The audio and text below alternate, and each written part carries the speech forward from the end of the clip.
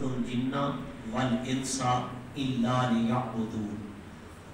اللہ رب العزت اپنی لاریب کتاب قرآن مجید فرقان حمید میں انسانوں اور جنوں کے تخلیق کرنے کی وجہ بیان فرما رہا ہے کہ میں نے یہ دو مخلوقیں جن کو عقل اور دانش کی نعمت سے نوازا ہے، کیوں پیدا فرمایا، ان کی تخلیق کا سبب اور وجہ کیا ہے۔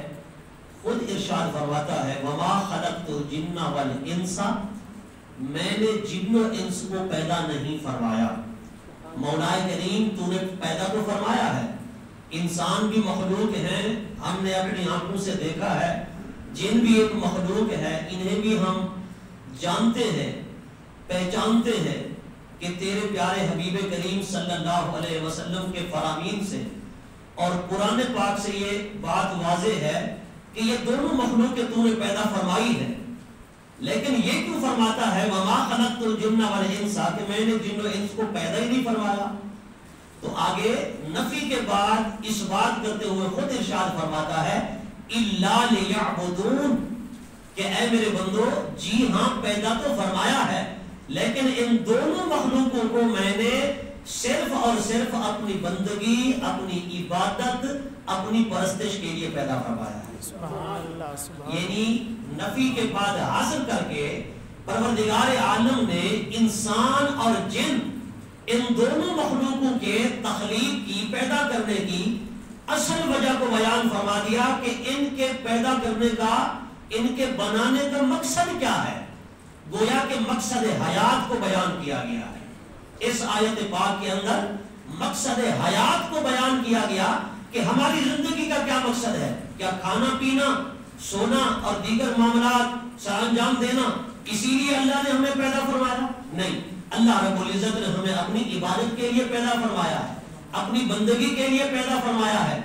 اور عبادت بھی ظاہر سی بات ہے جوانی کی ہوتی ہے، چونکہ بندہ جب بوڑھا ہو جاتا ہے، بڑھاپا آ جاتا ہے، تو پھر کہتا ہے کاش جوانی کے اندر میں یہ کام کر لیتا، وہ کام کر لیتا، اللہ تبارک و تعالیٰ مجھے توفیق دیتا تو میں جوانی کے اندر اس قدر نوافل پڑھتا، اس قدر روزے رکھتا، حج کے لیے جاتا، عبادات و ریاضات کرتا۔ غرض یہ کہ بڑھاپے کے اندر اگر وہ کئی آرزویں بھی کرے تو وہ محض آرزو ہی ہے، اس کو عملی جامہ نہیں پہنایا جا سکتا۔ تو اس لیے ہر حضور کے نوجوان غلام کو چاہیے اپنی جوانی کو غنیمت جانے، اپنی جوانی کو غنیمت سمجھتے ہوئے اپنے رب کو بھی راضی کرے اور اپنی زندگی کے مقصد حیات کو بھی پورا کرے اور اپنے آقا صلی اللہ علیہ وسلم کی رضا اور خوشنودی بھی حاصل کرنے کی کوشش کرے۔ صحابہ کے اندر ایسے نوجوان بھی تھے جو نبی پاک صلی اللہ علیہ وسلم کی سنتوں کو تلاش کر کر کے ان پر عمل کیا کرتے تھے۔ حضرت سیدنا عبداللہ ابن عباس رضی اللہ تعالیٰ عنہما کے متعلق آتا ہے کہ آپ حضور کی سنتوں کو تلاش کرتے رہتے، حتیٰ کہ حضور تہجد کے وقت اٹھتے تو حضرت عبداللہ بھی تہجد کے وقت اٹھ کھڑے ہوتے اور حضور کے لیے پانی مہیا کرتے، آقا علیہ الصلوۃ والسلام کے ساتھ رہتے اور حضور جیسے نماز ادا فرماتے وہ بھی ویسے ہی نماز ادا فرماتے، یعنی سرکار تہجد ادا فرما رہے وہ بھی تہجد ادا کر رہے۔ غرض یہ کہ حضور نے جب ان کو دیکھا کہ چھوٹے نو عمر بچے ہیں مگر عبادت کا جذبہ یہ ہے، خدمت کا جذبہ یہ ہے، تو ایک دن حضور نے انہیں اپنی قریب بٹھایا اور بٹھا کے حضور نے دعا کے ہاتھ اٹھا دیے۔ سرکار نے دعا کی اللہم فقہہ فی الدین، یا اللہ اسے دین کا فقیہ بنا دے، اسے دین کا تفقہ عطا کر، اسے دین کا علم عطا کر دے۔ تو میں نے کہا اگر بندہ بچپن کے اندر یا جوانی کے اندر رب کو، رب کے حبیب کو راضی کرنے کی کوشش کرے تو پھر دریائے رحمت کیسے جوش میں آ جاتا ہے۔ ایک اور صحابی رسول ہے حضرت عمر بن عاص رضی اللہ تعالیٰ عنہ کے بیٹے حضرت عثمان، ان کو جوانی کے اندر یہ جذبہ تھا کہ وہ جہاں بھی حضور کی حدیث سنتے اسے یاد فرما لیتے، کسی بڑے صحابی سے سنا، کسی بزرگ صحابی سے سنا، حضور سے سنا، ان کی عمر ایسے 9-10 سال تھی، لیکن جو بھی حدیث سنتے اسے یاد کر لیتے، اسے حفظ کر لیتے۔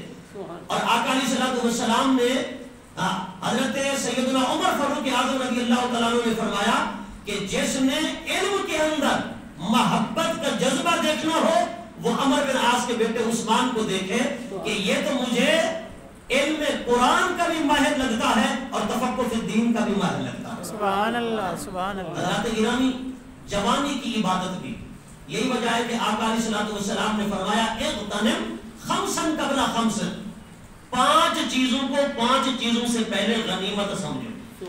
کون سی 5 چیزیں؟ فرمایا کہ جوانی کو بڑھاپے سے پہلے غنیمت سمجھو، صحت کو بیماری سے پہلے غنیمت سمجھو، فراغت کو مشغولیت اور مصروفیت سے پہلے غنیمت سمجھو. یعنی قبل اس کے کہ تم بوڑھے ہو جاؤ اپنی جوانی کو غنیمت سمجھو، اپنی جوانی کے اندر دین کا کام کرو، اپنی جوانی کے اندر اللہ کی عبادت کرو، اپنی جوانی کے اندر رسول اللہ کی اطاعت کرو، حضور کی سنتوں پر عمل کی کوشش کرو. اپنی جوانی کے اندر جو بھی کام کرنے ہیں وہ جوانی کے اندر کر لو، اس لیے کہ جب بڑھاپا آ جاتا ہے تو بڑھاپے کی حالت میں وہ کام نہیں ہو سکتے.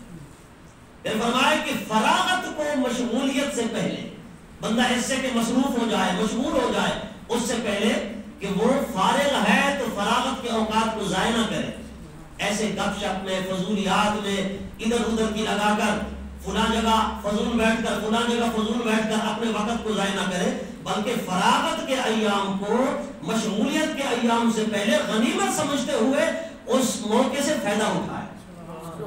اور اسی طرح اپنی صحت کو بیماری سے پہلے، کیونکہ ظاہر سی بات ہے جب بندہ بیمار ہو جاتا ہے تو بیماری کی حالت میں کیا کر سکتا ہے؟ بیماری کی حالت میں کچھ نہیں کر سکتا. تو حضور نے فرمایا کہ صحت کی حالت میں، بیماری سے پہلے صحت کی حالت میں فرمایا کہ رب کی عبادت بھی کر لو، صحت کی حالت کے اندر تم سارے کام کر لو، جو کہ تندرستی کو غنیمت سمجھو. اگر تم نے اس کو ضائع کر دیا تو پھر ہاتھ نہیں آئے گی. حضرات گرامی یہ وہ چیزیں ہیں جو آقا علیہ الصلوۃ والسلام نے اپنی امت کو بتائی اور سکھائی ہیں. اسی طرح ایک اور حدیث پاک میں حضور نے فرمایا کہ جب قیامت کا دن ہوگا لا تزول قدم عبد حتى یوم القیامت حتى تسأل عن 4 خصال. فرمایا کہ بندہ قیامت کے دن اپنا قدم ایک جگہ سے دوسری جگہ نہیں اٹھا سکے گا، اس کو روک دیا جائے گا، بھئی تجھے اجازت نہیں ہے یہاں سے وہاں جانے کی. تو وہ پوچھے گا کیوں؟ تو اس کو کہا جائے گا تجھ سے 4 سوال کیے جانے ہیں. حضور نے فرمایا اس سے 4 سوال کیے جائیں گے. پہلا سوال تو اس سے یہ کیا جائے گا کہ اللہ نے تجھے جو عمر عطا فرمائی، زندگی عطا فرمائی، اس کو تو نے کہاں گزارا، اپنی عمر کہاں گزاری. یعنی گویا کہ اپنی عمر کے ایک ایک لمحے کا، ایک ایک گھڑی کا وہ جواب دے گا. وہ یہ جواب دینے کا پابند ہوگا کہ اس نے دن کہاں گزارا، اس نے رات کہاں گزاری، اس نے اپنی زندگی کے لمحات کہاں گزارے. پھر اس سے پوچھا جائے گا تم نے زندگی کہاں گزاری. پھر دوسرا سوال ہوگا جوانی جو اللہ نے تجھے عطا فرمائی تھی تم نے جوانی کیسے گزاری، جوانی کو کیسے گزارا، ایک سوال بھی کیا جائے گا.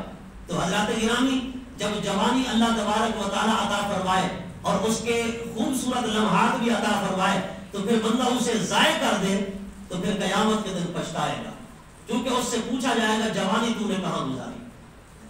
پھر ایک سوال اس سے اور ہوگا کہ یہ بتا تو نے مال کہاں کہاں سے کمایا تھا، کیا کیا تو نے کمایا تھا، کیسے ذریعے سے کمایا تھا، وہ ذریعے بتا. آیا کہ وہ ذریعے حلال تھے یا حرام تھے، وہ ذریعے جائز تھے یا ناجائز تھے. میرے بھائیو آج ہم نہیں دیکھتے کہ مال تو کما رہے ہیں لیکن وہ مال کمانے کا ذریعہ حلال ہے یا حرام ہے، جائز ہے یا ناجائز ہے، یہ ہم نہیں دیکھتے. قیامت کے دن قدم اٹھانے سے پہلے سوال کیا جائے گا بتا تو نے مال کہاں سے کمایا، کیسے کمایا، اس کے ذریعے بتا. ایک ایک بات کا سوال کیا جائے گا. اور چوتھا سوال اس سے یہ کیا جائے گا بتا جو مال تم نے کمایا تھا اسے خرچ کہاں کہاں کیا. حضرات گرامی پوچھا جائے گا تم نے مال خرچ کہاں کیا. تو بتائیے جب اس قدر کڑے سوالات ہونے ہیں تو پھر کیسے جواب دے پائیں گے. تو ہم اگر چاہتے ہیں کہ اس دن جواب دینے کے قابل ہو جائیں تو آج ہم اپنی زندگی کو بھی اس طریقے سے گزارنے کی کوشش کریں جس طریقے سے اللہ رسول نے بتایا ہے، اللہ رسول کی اطاعت و فرما برداری میں، اور اپنی زندگی کے لمحات کو اسی طرح گزاریں. حلال کمائیں، حلال کھائیں، اپنے بچوں کو بھی حلال کھلائیں. حضرات گرامی قیامت کے دن اللہ تبارک و تعالی جن لوگوں کو عرش کا سایہ عطا فرمائے گا نا، روایات کے اندر آتا ہے وہ 7 بندے ہیں. ان میں 7واں بندہ وہ ہوگا جس کو اللہ پاک اپنے عرش کا سایہ عطا فرمائے گا، وہ نوجوان جس نے اپنی جوانی رب کی عبادت میں گزار دی. سبحان اللہ سبحان اللہ. اپنی جوانی کو خدا کے ذکر میں، خدا کی عبادت میں، خدا کی بندگی میں، اللہ رسول کی اطاعت و فرمانبرداری کے کاموں میں گزار دیا تھا، وہ نوجوان قیامت کے دن رب کے عرش کے سائے میں ہوگا. سبحان اللہ. حضرات گرامی صحابہ کرام کی زندگیوں کو جب دیکھتے ہیں، حضرت سیدنا عمیر رضی اللہ تعالیٰ عنہ ایک مرتبہ حضور نے دیکھا تو حضور نے فرمایا اس نوجوان کو دیکھو، یہ مکہ میں رہتا تھا تو مکہ کے نوجوانوں کا سردار تھا، یہ آگے آگے ہوتا تھا، اس کے دائیں بائیں نوجوان ہوتے تھے، اور یہ جو ہے 1000 دینار کا یہ جوڑا پہنتا تھا اور بڑے مہنگے جوتے پہنتا تھا اور بڑا کلو فر کے ساتھ پیسے کی ریل پہن تھی. لیکن آج دیکھو جب اس کو دیکھا گیا تو وہ ایک جانور کے چمڑے کی کھال اپنے جسم پر لٹکائے ہوئے اور ننگے پاؤں جا رہے تھے. تو صحابہ نے کسی نے پوچھا یا رسول اللہ کیا وجہ؟ حضور نے فرمایا کہ اس کو خوف خدا نے اس طرح کر دیا ہے. تو حضرات گرامی جب خوف خدا آ جاتا ہے تو پھر سارے کرو پر ختم ہو جاتے ہیں. یہ نہیں کہ بندہ رب نعمت عطا کرے تو اس کا اظہار نہ ہو. ایک اور شخص حضور کی بارگاہ میں حاضر ہوا، مالدار تھا، بڑا دولت مند تھا، لیکن بظاہر اس کی حالت اجڑی پجڑی تھی. حضور نے فرمایا کہ یہ کیا، رب نے تجھے دولت عطا فرمائی ہے تو تیرے جسم پر زہر بھی ہونی چاہیے، نظر بھی آنی چاہیے. یعنی مقصد یہ نہیں ہے کہ بندہ رب نعمت دے تو اس کو ظاہر نہ کرے. نعمت کو بھی ظاہر کرنا یہ شکرانے نعمت ہے، لیکن تکبر نہیں ہونا چاہیے، غرور نہیں ہونا چاہیے. حضرات گرامی اللہ تبارک و تعالیٰ نے ہمیں اپنی بندگی کے لیے پیدا فرمایا ہے، تو ہم اپنی جوانی کو بڑھاپے سے پہلے غنیمت سمجھیں، جوانی کے اندر رب کی رضا والے کام کریں. اللہ پاک سب کو توفیق عطا